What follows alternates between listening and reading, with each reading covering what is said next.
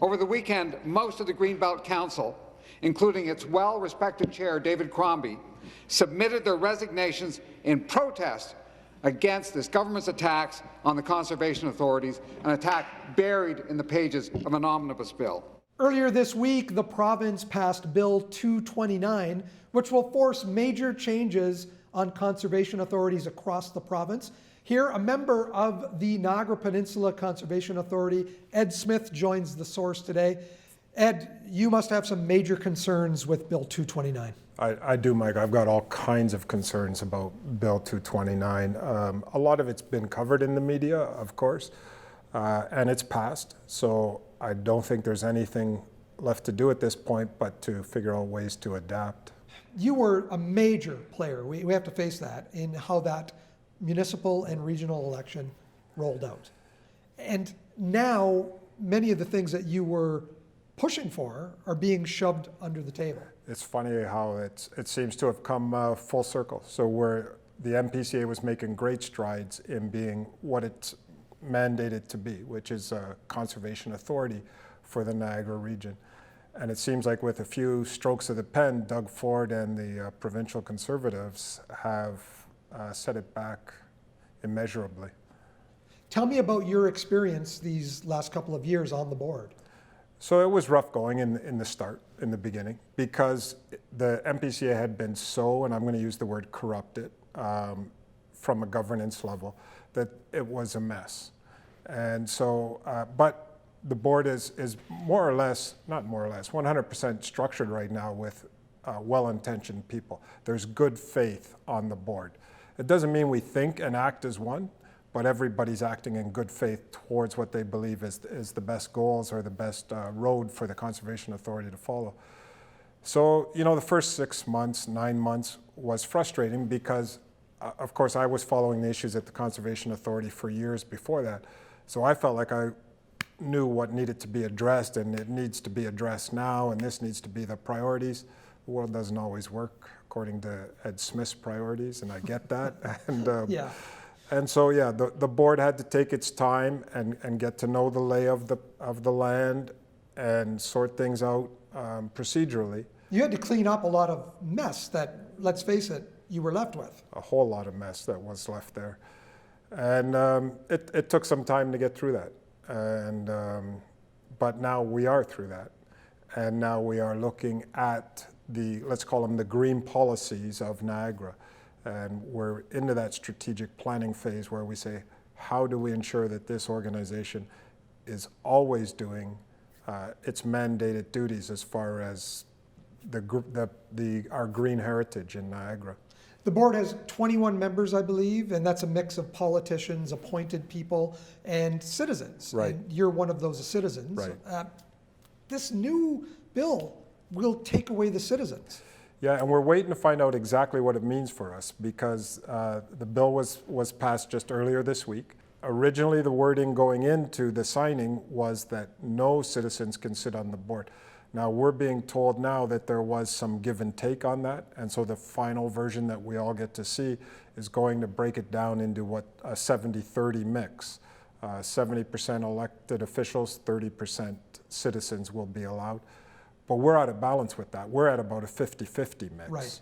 So we're still going to have to fire some of the citizens. And we're waiting. Our next board meeting is next Thursday, the 17th of December.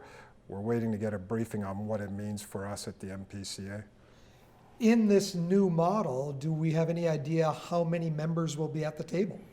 Everything seems to be a question mark for us right now. Hopefully we get a lot more clarity on the 17th. So, you know, a little more than a week from now, we should find out. In your time sitting on the board, 21 members, it seems like a very large number. Is it unwieldy with 21 members? Could it be pared down if it's pared down correctly? It could be pared down if it's done well. I think 21 was an overreaction to we went from that period of, let's call it the bad years at the NPCA.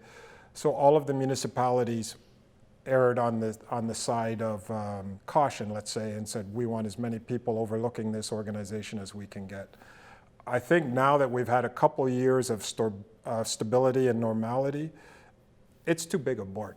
21 people every time there's an issue, and it's a $10 million a year organization. You know, it does not need 21 good faith, well-intentioned adults to run it. And so there's room for downsizing. Are you worried in this new makeup, if it is 70-30, leaning towards elected officials, are you worried that the mix between Hamilton and Niagara, that might not be beneficial to Niagara? You know, I have to say that the Hamilton reps are good reps. And so I don't see a lot of that parochial, Hamilton needs this, Niagara needs this. Right now on the board, they talk about what's good for the watershed, which is the way the Conservation Authority is supposed to be talking. Right. So we don't have this community tug of war going on. I don't know if that could come back. I don't see it happening with the people that are on the board in this version because they work well together. And it is always talking about what does the watershed need, which is the way it should be working. You're still involved with A Better Niagara? Very much so. And how is A Better Niagara planning to move forward to make sure they're heard about the future of the NPCA? As far as the NPCA issues and A Better Niagara, I tend to stay out of the Better Niagara Because of the dialogue conflict because of the sitting on that conflict. board. So I stay in A Better Niagara as far as we're preparing, even though the municipal elections are 2 years away, and it seems like a long way, for us it's not a long way. No. And so we're preparing now our strategy for what are we doing for the next round of municipal elections. And I'm very much involved in that. I stay out of the NPCA issues as far as A Better Niagara is concerned. One of the issues you've been very vocal about is the cleanup of the General Motors site on Ontario Street. Promising promises from the new owners, I guess. Yeah. How do you take that news from last week? I take it with caution. I'm hopeful, like everybody else. I'm hopeful that Mr. Collini is true to what he says. But we've been down that road before, where we've had developers come in with lots of sunshine and unicorns about what they're going to do with that site. And in fact, the last time we went through that, the site was left in a worse state than than before.